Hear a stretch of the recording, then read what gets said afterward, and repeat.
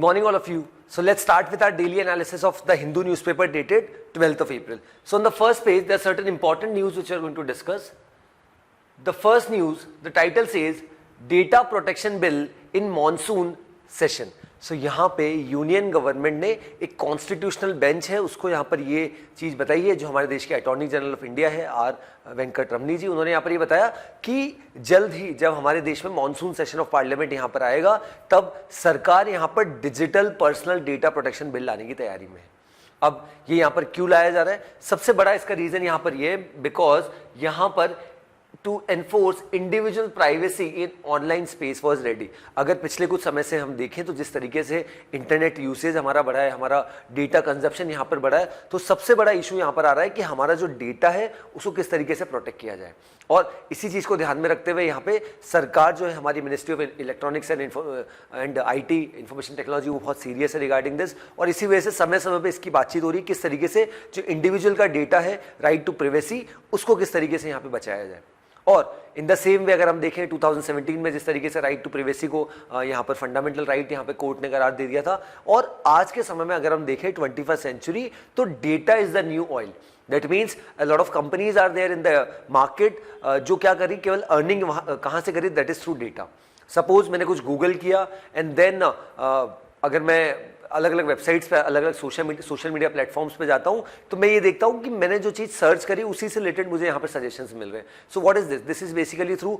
Search engine optimisation. और ये कैसे हो पाता है? क्योंकि यहाँ पर आप किसी चीज़ को यहाँ पर सर्च कर रहे हो, once you tend to see the same thing again and again so you tends to buy it. So इसी माइंडसेट के साथ आपको वही चीज़ बार बार दिखाई जाती है और उसी वजह से आप परचेज करते हैं। और सेकेंड चीज़ डेटा, जैसा मैंने आपको बताया कि डेटा को सेल किया जाता है। काफ़ी बार आपने देखा होगा कि बहुत सी बार हमें कुछ फ़ोन कॉल्स आते हैं, हमने कभी अपना डेटा शेयर नहीं किया होता बट स्टिल ये चीज़ें होती है। तो ऐसा क्यों हो पाता है? रीज़न बीइंग क्योंकि हमारा जो डेटा है वो बेचा जाता है। तो इसी के लिए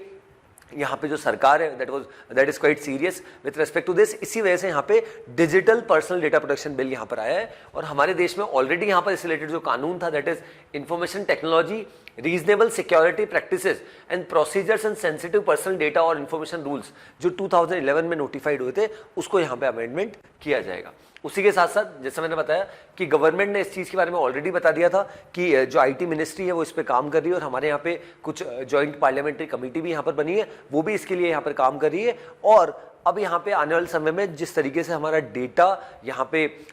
डेटा को और किस तरीके से सिक्योर किया जाए उसके लिए यहाँ पे बिल लाया जाएगा, और वो आने वाले समय में बहुत इंपॉर्टेंट होगा। इसकी जानकारी यहाँ पर सुप्रीम कोर्ट में सरकार की तरफ से जो हमारे अटॉर्नी जनरल ऑफ इंडिया है आर वेंकट रमनी जी उन्होंने दी है। सो this was about this news को थोड़ा सा और रीड कर लेते हैं। बेसिकली होगा क्या यहाँ पे, the Digital Personal Data Protection Bill 2022 was announced by the government aiming to enforce individual privacy online. Then the new bill will replace the existing information technology rules. ठीक है, the bill aims at balancing the right of individuals to protect their personal data and the need to process it for lawful purposes. And the last is definitions of data fiduciary, data principal and data processor are outlined within the bill to provide more clarity. सो ये बिल्कुल सही बात है कि काफ़ी सारी चीज़ें इसमें यहाँ पर लाई जाएगी, और अल्टीमेटली जो इसका पर्पज़ है कि जो किस तरीके से जो कहीं ना कहीं जो राइट टू प्राइवेसी है वो जब से यहाँ पर फंडामेंटल अधिकार है यहाँ पर तो उसको किस तरीके से एनफोर्स किया जाए उसकी यहाँ पर बात हो रही है under the digital personal data protection bill 2023। चलिए next news, what the title says unfazed India to hold G20 event in Leh. So हमें ये पता है कि भारत अभी G20 का प्रेसिडेंट है, और G20 की प्रेसिडेंटशिप में बहुत सारी मीटिंग्स होती है। टूरिज्म की मिनिस्टर्स की मीटिंग होती है, कल्चरल मिनिस्टर्स की मीटिंग होती है, सबसे बड़ी मीटिंग यहाँ पे न्यू दिल्ली में होनी है। और अब यहाँ पे जो बात हो रही है दैट इज एक मीटिंग यहाँ पर होनी है that is by the name of youth 20 summit और Y20 जिसको बोला जाता है, और जिसकी डेट यहाँ पे 26 अप्रैल 2023 से 28 अप्रैल रखी है। इंडियन गवर्नमेंट ने यहाँ पर ये डिसाइड किया है कि इसके लिए जो वेन्यू है दैट विल बी ले, जो हमारा लद्दाख का रीजन है जहाँ पे 2 डिस्ट्रिक्ट आते हैं लद्दाख में दैट इज ले एंड कारगिल, तो उसमें से ले डिस्ट्रिक्ट को यहाँ पे कहीं ना कहीं चुना गया है जहाँ पे ये समिट होनी है। और अगर मैं ले रीजन की बात करता हूँ या इवन अभी कुछ दिन पहले यहाँ पे 2 दिन पहले अनाउंसमेंट आया कि भारत की जो टूरिज्म की यहाँ पर मीटिंग होनी है that will be held in the month of May that is 22 मई टू 24 मई, वो भी हमने श्रीनगर में रखी है। अब अगर मैं बात करूँ पिछले कुछ समय से तो पाकिस्तान और चाइना समय समय पे अलग अलग प्लेटफॉर्म्स पे बहुत ज़्यादा इस चीज़ को अपोज कर रहा था कि ऐसे कुछ रीजन जो डिस्प्यूटेड है according to these so called countries like China and Pakistan, उनके बाकी हमें तो ऑलरेडी क्लैरिटी कि क्या कहाँ का है, तो इन कंट्रीज़ को क्लैरिटी नहीं है, इन कंट्रीज़ को कहीं ना कहीं इशूज़ है कि यहाँ पे मीटिंग्स नहीं होनी चाहिए। बट इंडिया ने जानबूझ के ये किया है कि जो यहाँ पे यूथ की समिट होनी है उसके लिए ले डिस्ट्रिक्ट यहाँ पे कहीं ना कहीं या ले रीजन यहाँ पे कहीं ना कहीं फाइनल किया है, और जो टूरिज्म की यहाँ पर मीटिंग होने वाली उसके लिए श्रीनगर हमने डेजिग्नेट किया है जहाँ पे टूरिज्म की मीटिंग होगी, और मोर देन 100 डेलीगेट्स वहाँ पे आएंगे और मोर देन 80 डेलीगेट्स यहाँ पे 26 अप्रैल टू 28 अप्रैल पे आने वाले। अब यहाँ पे सबसे बड़ी इंटरेस्टिंग चीज़ यहाँ पर क्या होने वाली है कि कुछ ऐसे मुस्लिम देश, जैसे अगर मैं बात करूँ सऊदी अरेबिया की बात करूँ, टर्की की बात करूँ, इंडोनेशिया की बात करूँ, all these 3 countries are also member countries of G20। तो क्या अब ये जो कंट्रीज हैं ये यहाँ पर आएंगे नहीं आएंगे या किस तरीके से इनका, क्योंकि भारत ने जिस तरीके से पहले मीटिंग में जब अरुणाचल प्रदेश में करी थी तब भी चाइना ने उसको अपोज किया था और चाइना की तरफ से कोई डेलीगेट नहीं आए थे, क्योंकि हमने देखा है समय समय पे जिस तरीके से रिसेंटली भी यहाँ पर अनाउंसमेंट हुए चाइना की तरफ से कि जो अरुणाचल प्रदेश जो हमारे देश का अभिन्न भाग है उसमें से 11 प्लेसेस का यहाँ पर रीनेमिंग किया गया बाय द चाइनीज गवर्नमेंट। क्या ऐसा पहली बार हुआ? हमने पहले भी देखा इन द ईयर 2017 में, देन इन द ईयर 2021 जहाँ पे हमारे देश की there are 15 places in Arunachal Pradesh जिसको यहाँ पे रीनेमिंग की गई, और अभी फिर से 11 प्लेसेज की यहाँ पर रीनेमिंग हुई। So ultimately the point is कि जिन रीजन को दीज कंट्रीज डिस्प्यूटेड मानती है वहीं पे हम मीटिंग कर रहे हैं और उससे क्लियर सिग्नल यहाँ पे इंटरनेशनल डायस्पोरा में देना चाह रहे हैं कि यहाँ पे सब चीज़ नॉर्मल है, और किसी भी तरीके की सिचुएशन अगर हम देखें तो ये जो कंट्रीज है समय समय पर डिस्प्यूट क्रिएट करने की कोशिश करती है, बट ऐसा कुछ यहाँ पे नहीं है। इसका बेस्ट एग्जांपल जो हमने श्रीनगर में मीटिंग करी है उससे क्लियरली स्पेसिफाई होगा, और ना केवल उन डेलीगेट्स को 3 दिन के लिए भारत लाया जा रहा है जो फॉरेन से आएंगे, बट इवन उनको कश्मीर और जम्मू कश्मीर की अगर पूरी बात करूं तो वहां पे काफी सारी जगह ऐसी डेजिग्नेट की गई है, वहां पे घुमाया भी जाएगा ताकि ना केवल भारत में टूरिज्म बढ़े, इवन इंटरनेशनल डायस्पोरा में भी यहाँ पर मैसेज आए कि जम्मू कश्मीर में टूरिज्म के लिए जाना या वहां पे विजिट करना बहुत सेफ है और things are very normal there. तो ये एक बहुत इंपॉर्टेंट मैसेज यहाँ पे इंडियन गवर्नमेंट यहाँ पे देना चाहती है, बट आने वाले समय में विल गेट टू नो कि इन कंट्रीज का और क्या रिएक्शन रहता है। बट अभी के लिए इन कंट्रीज की अगर बात करूँ तो पाकिस्तान की तरफ से एक ऑफिशियल स्टेटमेंट आया है रिगार्डिंग जो श्रीनगर में मीट होनी है और जो अरुणाचल प्रदेश में यहाँ पर मीट के लिए हमने ये जो ले में मीटिंग जो होनी है उसके लिए जो हमने डिसाइड किया है, तो उसके लिए पाकिस्तान गवर्नमेंट ने ऑलरेडी इंडियन गवर्नमेंट को यहाँ पर कहीं ना कहीं अपनी बात रखी कि गलत है और इंडिया यहाँ पे सही नहीं कर रहा है, कुछ ऐसी टेरिटरी जो डिस्प्यूटेड है इंटरनेशनल डायस्पोरा में उसमें यहाँ पर ये मीटिंग करके एक गलत मैसेज यहाँ पे पहुँचाने की कोशिश कर रहे हैं। ऐसा यहाँ पर पाकिस्तानी गवर्नमेंट के ऑफिशियल्स के द्वारा यहाँ पर एक प्रेस रिलीज यहाँ पे की गई है। Then next news, India set to grow by 5.9% this fiscal year set by IMF। सो हमें ऑलरेडी पता है अभी रिसेंटली IMF की इंटरनेशनल मॉनेटरी फंड और वर्ल्ड बैंक की यहाँ पर मीटिंग होनी है। इसमें ऑलरेडी हमारे देश की जो यूनियन फाइनेंस मिनिस्टर है श्रीमती निर्मला सीतारमन जी यहाँ पर वॉशिंगटन DC US चले गए। अब वहाँ पे हुआ क्या, बेसिकली जो पूरी मीटिंग हुई उसके बाद सभी देशों के जो ग्रोथ फोरकास्ट है वहाँ पे बताए गए, और इसमें भारत की इकोनॉमी अगले साल दैट इज 2023 से 24 फाइनेंशियल ईयर की बात करें उसमें 5.9% से यहाँ पर ग्रो करने की यहाँ पर बात की गई है। अर्लियर एस्टीमेट अगर हम देखें, पुराने एस्टीमेट तो उसमें ग्रोथ ज़्यादा बताई गई थी, बट आज की सिचुएशन में अगर हम देखें जिस तरीके से रशिया यूक्रेन वॉर की वजह से food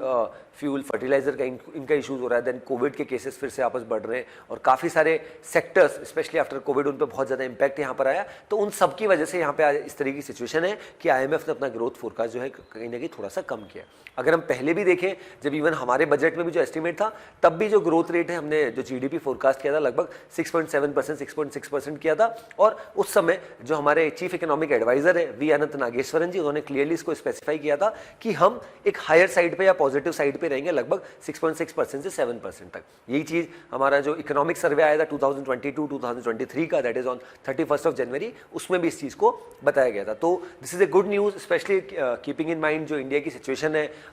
because lot of countries specially are bordering countries are facing a lot of issues, और इसी के साथ साथ there lot of developed nations as well जहां पे बहुत प्रॉब्लम्स है, but even after all these issues which have been faced by these countries, Indian economy is growing like anything, and that is a very good news for all of us. चलिए next city part we are going to skip. State news, lot of political news.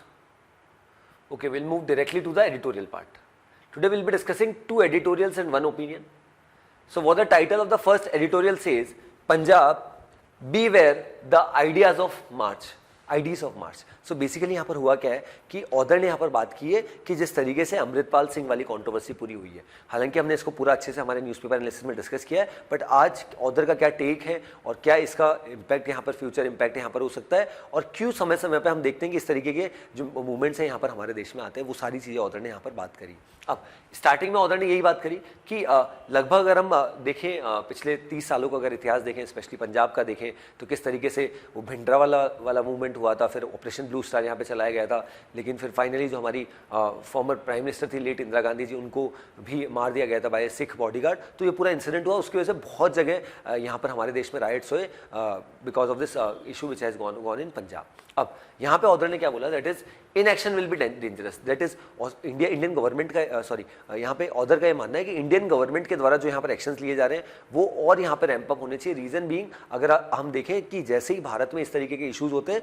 तो there are certain countries, उनका नाम यहाँ पे mention किया है, that is US, UK, Australia and Canada. तो यहाँ पे जो सिख कम्युनिटी के कुछ लोग हैं, डायस्पोरा के जो लोग हैं, वो अपनी आवाज़ मुखरता से यहाँ पे रखना स्टार्ट कर देते हैं, और वो हमने पहले भी देखा जिस तरीके से जो इंडिया का हाई कमिश्नर लंदन में वहाँ पे बहुत सारे खालिस्तानी प्रोटेस्टर्स वहाँ पे सपोर्टर्स पहुँच गए थे और they were raising slogans against India, anti India slogans वहाँ पे रेज किए जा रहे थे उन लोगों के द्वारा। अब यहाँ पे ऑदर का क्या मानना है कि सबसे पहले तो अगर ये जो पर्सन है, हमें पता चला है कि ये भिंडरावाले जैसा भेस बना रहा है, उसी तरीके से यहाँ पर है और उसी तरीके इसके फॉलोवर्स है, तो अब हमें अल्टीमेटली इसे करना क्या चाहिए, इसके ऊपर बहुत स्ट्रिक्ट एक्शन लेने चाहिए, और एक्शन ऑलरेडी लिए जा रहे हैं, बट अभी तक हमें हमारी गवर्नमेंट को, हमारे पुलिस ऑफिशियल्स को इसमें सफलता नहीं मिली। अब यहाँ पे ऑदर का मानना है कि सबसे बड़ा यहाँ पर कॉज ऑफ कंसर्न क्या है, दैट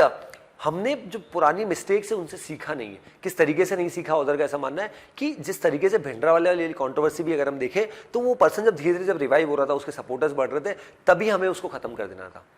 या तभी हमें उसके मूवमेंट को खत्म करना था, बट हमने उस समय वो नहीं किया। तो अल्टीमेटली हुआ क्या कि बढ़ते बढ़ते बढ़ते बढ़ते वो इतना बढ़ गया कि बहुत सारे कह सकते हैं स्टेट्स में और इवन वर्ल्ड में जो देयर सर्टेन कंट्रीज, वहाँ पे उसका इम्पैक्ट हुआ और अल्टीमेटली काफ़ी सारे लोगों की हमारे देश में जान यहाँ पर चली। तो ऑदर ने बोला कि हमें अगर अल्टीमेटली ये पता है कि यहाँ ये क्यों हो रहा है तो इसके लिए एक्शन यहाँ पर जल्द लेना चाहिए, ज़्यादा समय यहाँ पर नहीं लगाना चाहिए। और ऑदर ने इस चीज़ को भी साइड किया कि हमें भी पता है कि ये पूरा क्यों किया जाता है, इसमें सबसे बड़ा जो रोल है वो पाकिस्तान का है, जिस तरीके से फंडिंग आती है पाकिस्तान से, उसी वजह से यहाँ पे हमारे यहाँ पे कुछ 1% लोग हैं यहाँ पे जो सिख कम्युनिटी के, जिनमें ये रेडिकल कहीं ना कहीं सोच है, that is of Khalistani movement, कि हमें भारत से अलग होना है, एक अलग देश यहाँ पे बनाना है जिसका नाम यहाँ पर खालिस्तान रखा जाएगा। देन उसके बाद प्रायोरिटाइज इंटेलिजेंस एनालिसिस। अब यहाँ पे ऑदर का मानना है कि हालांकि हमने टेक्नोलॉजी वाइज बहुत अच्छा काम किया है, हम नई नई टेक्नोलॉजी, अपडेटेड टेक्नोलॉजी यहाँ पर हम खुद यहाँ पे बना रहे हैं, हम बहुत सी जगह से यहाँ पे ले रहे हैं, बट अल्टीमेटली पर्पज़ ये है, ऑदर का ये मानना है कि अभी भी जो कहते हैं ना कि आपने ग्राउंड से जाके जो एविडेंस यहाँ पर कलेक्ट करने या जो धरातल से जो इन्फॉर्मेशन कलेक्ट करनी, वो नहीं हो रही। आपके जो नए टेक्नोलॉजी जो आपके इक्विपमेंट्स है, आप उनके ऊपर बहुत ज़्यादा डिपेंडेंट है, और कहीं ना कहीं आपका फोकस यहाँ पर ये होना चाहिए कि जो भी ऐसे इशूज़ हो या जहाँ पे इसको ट्रेस किया गया, उसके यहाँ पर प्रॉपर एविडेंस यहाँ पर कलेक्ट किया जाए और अल्टीमेटली फिर यहाँ पर एक्शन हो। बट ऐसा हो नहीं रहा, रादर हो क्या रहा है कि आप you are sitting in big room, AC rooms, and you are just through a lot of technological tools you are using the technology so that जो अमृतपाल सिंह है इसको यहाँ पर जल्द से जल्द पकड़ा जा सके। सो ऑदर का ये मानना है कि हमें और ज़्यादा हार्डवर्क यहाँ पे करने की आवश्यकता है विथ रेस्पेक्ट टू कि किस तरीके से हमें नए नए यहाँ पर एविडेंसेस मिल सके। और अमृतपाल सिंह का यहाँ पर बढ़ना वो इसलिए भी हमारे लिए कहीं ना कहीं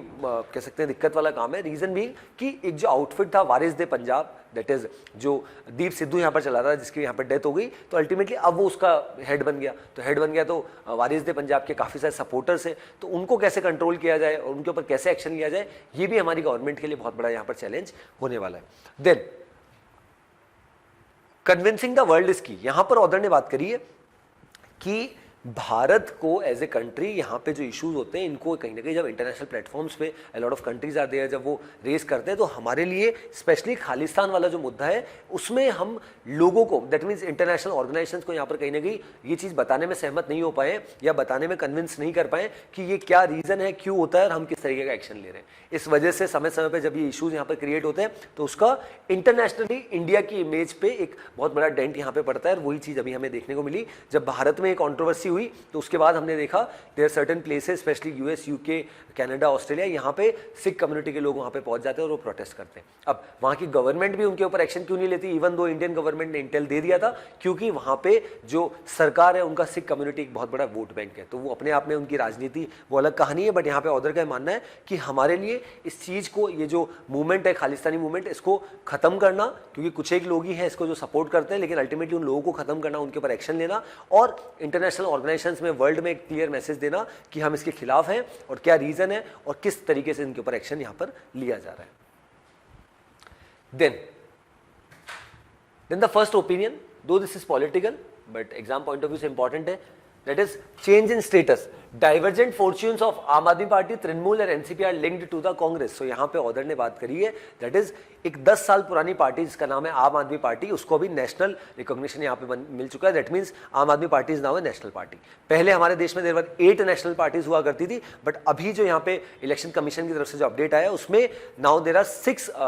that is national political parties are there in India. उसमें क्या हुआ है, जैसे मैंने बताया कि पहले 8 नेशनल पार्टीज हुआ करती थी, उसमें एक और एडिशन हुआ, दैट इज आम आदमी पार्टी, टोटल 9 हो गया। बट 3 जो ऐसी नेशनल पार्टीज है उनका यहाँ पे नेशनल स्टेटस यहाँ पे छीन लिया गया। पहली है CPI, communist party of India, दूसरी है nationalist Congress party, that is जो शरद पवार जी की पार्टी है महाराष्ट्र में, और तीसरी है टीएमसी, दैट इज जो ममता बनर्जी की पार्टी है, दैट इज तृणमूल कांग्रेस। तो इन तीनों पॉलिटिकल पार्टीज का जो नेशनल स्टेटस है वो छीन लिया गया और आम आदमी पार्टी को यहाँ पर नेशनल स्टेटस दे दिया गया। अब नेशनल स्टेटस किस तरीके से दिया जाता है, आपका एक पर्टिकुलर वोट परसेंटेज होना चाहिए यहाँ पर पर्टिकुलर स्टेट्स में, देन आपका लोकसभा में इतने रिप्रेजेंटेटिव्स होने चाहिए, उन सबके बेसिस पे डिसाइड किया जाता है। तो अल्टीमेटली एक 10 साल पुरानी पार्टी जिस तरीके से यहाँ पर उसको एक नेशनल स्टेटस मिल गया और जिस तरीके से देयर लॉट ऑफ सिविलियंस जिन्होंने जो हमारे देश के लोग हैं उन्होंने कहीं ना कहीं एक नया मूवमेंट यहाँ पर चलाया था और अल्टीमेटली उस समय की जो सरकार थी कांग्रेस गवर्नमेंट, यूपी की गवर्नमेंट, उनके खिलाफ और अल्टीमेटली एक पॉलिटिकल पार्टी बनी थी। लेकिन आज की स्थिति यह है कि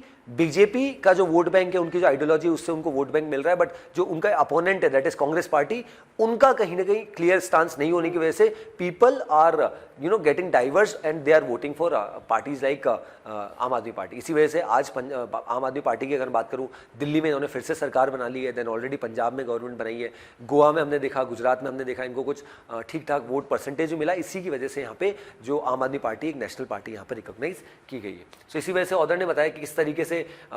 ये पॉलिटिकल पार्टी का किस तरीके से यहाँ पर कहीं ना कहीं ग्राफ ऊपर गया। और इसी के साथ साथ जो नेशनल कांग्रेस पार्टी है, एनसीपी शरद पवार जी की पार्टी, और तृणमूल कांग्रेस की यहाँ पर ऑर्डर ने बात की, तो वो कहीं ना कहीं महाराष्ट्र और वेस्ट बंगाल में ही कहीं ना कहीं सीमित है। हालांकि कुछ और जगह इन्होंने चुनाव भी लड़े, नागालैंड में, गोवा में, बट अल्टीमेटली उसमें कुछ बड़ी सफलता इन्हें नहीं मिली। तो उसी का कहीं ना कहीं ये परिणाम है कि आज ये जो 3 पॉलिटिकल पार्टीज हैं, इन तीनों का यहाँ पर नेशनल स्टेटस छीन लिया गया और एक जो नई पार्टी 10 साल पुरानी पार्टी जो है आम आदमी पार्टी, उसको नेशनल स्टेटस यहाँ पे इलेक्शन कमीशन के द्वारा दे दिया गया है।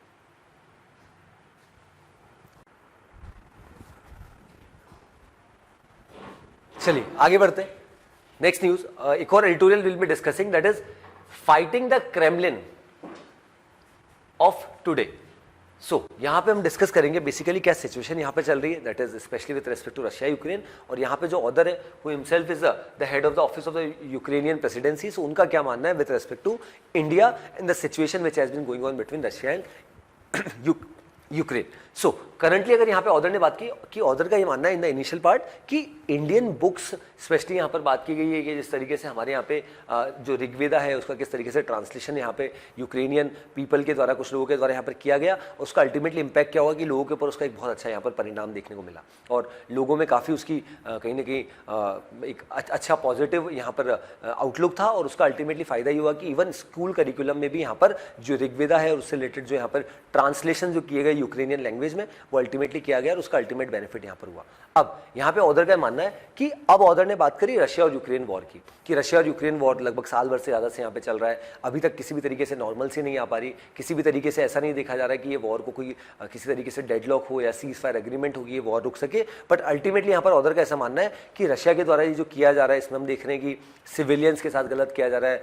रशियन सोल्जर्स के द्वारा रेप किया जा रहा है, ऐसे यहाँ पर एलिगेशंस लगाए और बहुत से स्कूल, कॉलेजेस, हॉस्पिटल्स उनको यहाँ पर टारगेट रिटालिएट किया जा रहा है, और ये जिसको यहाँ पर रशिया अपना स्पेशल मिलिट्री ऑपरेशन यहाँ पर कहीं ना कहीं करार देता है वो अपने आप में गलत है, ऐसा यहाँ पर ऑदर ने बोला है। अब ऑदर ने यहाँ पर एक और चीज बोली कि यहाँ पे इंडियन गवर्नमेंट का यहाँ पर बहुत इंपॉर्टेंट रोल रहा है कि किस तरीके से इंडियन गवर्नमेंट बार बार इस चीज को रिआइटरेट कर रही है अलग अलग प्लेटफॉर्म्स पे कि diplomacy is the best way to solve this problem and 21st century is not the century of war. और इस चीज को हमने ऑलरेडी जो रशियन प्रेसिडेंट है मिस्टर पुतिन, उनके सामने भी हमारी सरकार ने, इंडियन गवर्नमेंट ने रखा है, honourable prime minister Narendra Modi ji ने रखा है, बट फिर भी आज के सिचुएशन में किसी भी तरीके से इस वॉर में किसी भी तरीके का एक डेडलॉक हमें देखने को नहीं मिल रहा। So now come the question कि यहाँ पे अब इस वॉर को रोका कैसे जाए। तो इस वजह से यहाँ पे ऑदर ने बोला है कि सभी देशों को यहाँ पर, lot of countries specially develop countries, उनको यहाँ पर आगे आना चाहिए, बातचीत करानी चाहिए, मध्यस्थता होनी चाहिए, तभी जाके कहीं कुछ इश्यूज ये रिजॉल्व हो सकते हैं। अदरवाइज इस इशू को करंट सिचुएशन में रिजॉल्व करना अपने आप में बहुत बड़ा यहाँ पर टास्क हो जाता है। देन यहाँ पे ऑदर ने बात करी दैट इज सिमिलर व्यूज की बात करें तो ऑदर ने यहाँ पर कुछ सजेशन दिए। दैट इज फर्स्ट कि इंडिया और यूक्रेन का यहाँ पर क्या स्टांस रहा। फर्स्ट थिंग यहाँ पे we did not seek war with Russia, पहली चीज हम चाहते ही नहीं वॉर हो रशिया के साथ। And second thing that we only fight it we are if we are attack. Second we share India's believe that a rebalancing of international institution is long overdue in the world. That means other का मानना है कि on one side यहाँ पे Russia की जिस तरीके से अग्रेसिवनेस है, रशिया को आपने पहले G8 में मेंबर रख रखा था, बट आफ्टर क्रीमिया रीजन वाला जो हुआ G7 में, उसके बाद आपने क्या किया, उनको वापस कर दिया। अब ऑलरेडी अगर हम देखें UNSC, United Nation Security Council में जिस तरीके से there are 5 permanent members, 10 non permanent members, तो उसमें रशिया भी तो मेंबर पार्ट है, और उसमें 5 में से 2 देश तो ऐसे हैं जो कम्युनिस्ट गवर्नमेंट है, that is Russia and China. तो क्या यहाँ पर उसमें फिर से वापस से रीलुकिंग नहीं होनी चाहिए? और क्या यहाँ पर रशिया जिस तरीके से अपना एक अग्रेसिवनेस दिखा रहा है with respect to its area capturing या जिस तरीके से अपने रीजन में, तो ऐसे में क्या रशिया की सीट जो परमानेंट सीट है वो वापस से नहीं ली जानी चाहिए? और इंडिया जो समय समय पर इस चीज़ को रिआइटरेट करता है कि हम हमारे यहाँ पर डेमोक्रेसी किस तरीके से यहाँ पर काम कर रही है, फ्लरिश कर रही है, बहुत अच्छे से हमारी सरकारें चल रही है, तो ऐसे में क्या भारत को उसका पार्ट नहीं होना चाहिए? तो हालांकि ऑदर ने उस चीज को हाईलाइट नहीं किया, बट हमारी गवर्नमेंट का भी विजन ये है कि that we need a permanent seat in the United Nation Security Council, और उसी की तरफ हमारी गवर्नमेंट का यहाँ पर विजन भी यहाँ पर है। तो अल्टीमेटली ऑदर का ये मानना है कि यहाँ पे टाइम हमारे लिए बहुत मुश्किल है, बट जिस तरीके से इंडियन गवर्नमेंट हमें सपोर्ट कर रही है तो ये बहुत अच्छा यहाँ पर मैसेज है। बट यहाँ पे ऑदर का एक कहीं ना कहीं इंडिया के फेवर में एडिटोरियल लिखना, उसका एक क्लियर कट मैसेज यहाँ पर ये भी आ जाता है कि इंडिया जिस तरीके से अभी G20 का प्रेसिडेंट है, तो इंडिया को भी यहाँ पर G20 में यूक्रेन वाला जो मुद्दा है उसको यहाँ पर उठाना चाहिए, और उसी के साथ साथ यूक्रेनियन प्रेसिडेंट मिस्टर जेलेंस्की को भारत या तो इन्वाइट करना चाहिए या उनकी अपनी जो स्पीच है वो रखी जानी चाहिए। हालांकि इंडिया ने ना तो यूक्रेन को अभी तक इन्वाइट किया है, बट आने वाले न्यूज़पेपर में नीचे भी हम डिस्कस करेंगे ऐसी कुछ न्यूज़ कि कुछ यूक्रेन की जो फर्स्ट मिनिस्टर है वो भारत आई है, और अल्टीमेटली उनका पर्पज़ यही है कि NSA अजीत डोभाल जी को वो यहाँ पर बुलाया, और अल्टीमेटली वो चाहते हैं कि यूक्रेन को भी यहाँ पे Bharat as a special invite यहाँ पर इन्वाइट करें in the summit, G20 summit जो सितंबर में यहाँ पर होनी है। चलिए next, this we can skip. Okay, so यही न्यूज़ थी जो मैंने अभी थोड़ा सा आपको डिस्कस भी किया, that is Zelensky will be happy to speak at G20 summit in सितंबर सेड बाय मिनिस्टर। सो यहाँ पे जो यूक्रेन की फर्स्ट मिनिस्टर है वो जिस तरीके से यहाँ पर भारत आई, और हमने इसके बारे में पहले ही हमारे न्यूज़पेपर एनालिसिस में डिस्कस किया है कि वो आने वाले हैं, और अल्टीमेटली वो यहाँ पर आए, उन्होंने अपनी बात रखी कि हम चाहते हैं, क्योंकि हमने देखा कि जो मिस्टर जेलेंस्की है यूक्रेन के प्रेसिडेंट, वो समय समय पर जब जब उनको मौका मिलता है इंटरनेशनल फोरम्स पे, तो रशिया यूक्रेन वॉर का मुद्दा उठाते हैं। अब इंडिया जिस तरीके से यहाँ पर प्रेसिडेंट है G20 का, तो इंडिया बहुत सारी मीटिंग्स यहाँ पे करा रहा है, और सबसे इंपॉर्टेंट मीटिंग हमारे देश में 9th and 10th ऑफ सितंबर को न्यू दिल्ली में यहाँ पर होनी है, जहाँ पे सभी बड़े देशों के Russia, China, USA, UK, then Saudi Arabia, इन सभी देशों के, इंडोनेशिया, टर्की, इन सभी देशों के 20 कंट्रीज़ के यहाँ पे क्या होने वाले, जो प्रेसिडेंट्स यहाँ पर प्राइम मिनिस्टर आने वाले। तो ऐसे में यहाँ पर, और कुछ देयर आर 9 कंट्रीज़ जिनको हमने मेंबर कंट्रीज़ यहाँ पे स्पेशल इन्वाइट भी किया है। तो अल्टीमेटली यहाँ पर यूक्रेन की फॉरेन मिनिस्टर का, यहाँ पर फर्स्ट मिनिस्टर का यहाँ पर आना, वो एक क्लियर मैसेज है कि वो चाहते हैं कि भारत यूक्रेन को भी यहाँ पे इन्वाइट करे एज ए G20 मेंबर, और कहीं ना कहीं यूक्रेन के जो प्रेसिडेंट है मिस्टर जेलेंस्की, उनको भी यहाँ पे मौका दिया जाए कि वो एड्रेस कर सके इस बहुत बड़े प्लेटफॉर्म को, ताकि एक लोगों में एक और संदेश जाए कि रशिया जो हमारे साथ कर रहा है वो अपने आप में गलत है। तो अब यहाँ पे जिस तरीके से आप देख सकते हैं कि उनकी मुलाकात हुई है उनके काउंटर पार्ट से, और अल्टीमेटली यहाँ पर भारत यहाँ पर क्या चाहता है, इंडिया अल्टीमेटली यहाँ पर ये चाहता है करंट सिचुएशन में कि जो भी ये वॉर है, हमारा हमेशा से स्टांस ये रहा है कि dialogue and diplomacy is the best solution to solve this problem. और अब यहाँ पे जो भारत के नेशनल सिक्योरिटी एडवाइजर है श्री अजीत डोभाल जी, उनको भी यहाँ पर इन्विटेशन दिया है कि आप यूक्रेन आइए और वहाँ की सिचुएशन का यहाँ पर जायजा लीजिए। देन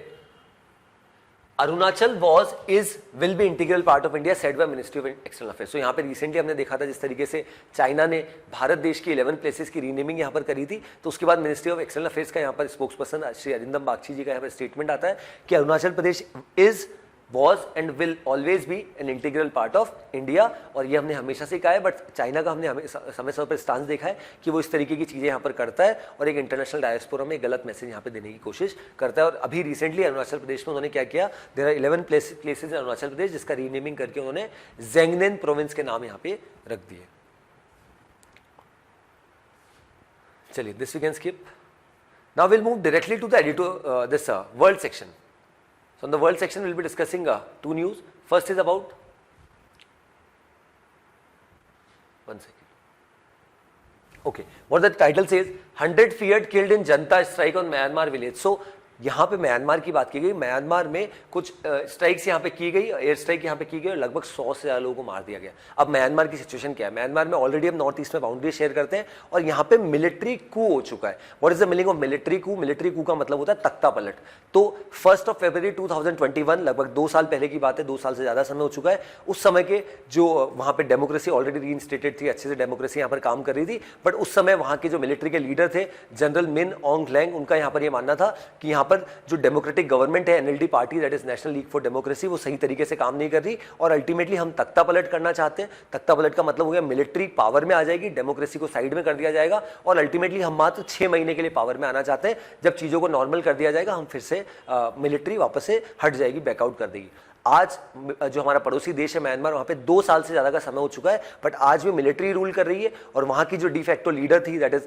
ऑन्ग सांग सू की, वो ऑलरेडी 79 ईयर्स ऑफ एज की है और उनको 38 ईयर्स का इंप्रिजनमेंट और दे दिया गया है। तो और उनकी जो पॉलिटिकल पार्टी है नेशनल लीग फॉर डेमोक्रेसी, उनको भी यहाँ पे डिसॉल्व कर दिया गया, अभी रिसेंटली किया गया। अब यहाँ पे क्या किया जा रहा है, जो लोग कुछ यहाँ पे कोशिश कर रहे हैं कि वापस से डेमोक्रेसी को लाया जाए, कुछ फैक्शंस के द्वारा इस पे काम किया जा रहा है, तो अल्टीमेटली उनके खिलाफ भी यहाँ पर एक्शन लिया गया। और किस तरीके का एक्शन यहाँ पे मिलिट्री के द्वारा लिया गया, अल्टीमेटली उनको यहाँ पर मार गिराया गया through air strikes. So this clearly is a signal कि किस तरीके से 6 महीने के लिए कुछ मिलिट्री ने यहाँ पर तख्ता पलट किया था और आज 2 साल से ज़्यादा का समय म्यांमार में हो चुका है, जब तक यहाँ पे आज भी जो है म्यांमार में मिलिट्री ही रूल कर रही है और जो एनएलडी पार्टी को डिसॉल्व भी कर दिया गया और उनकी जो लीडर है उनको यहाँ पर डिटेन भी कर दिया गया। So this is the situation which has been going on in our neighbouring country that is Myanmar.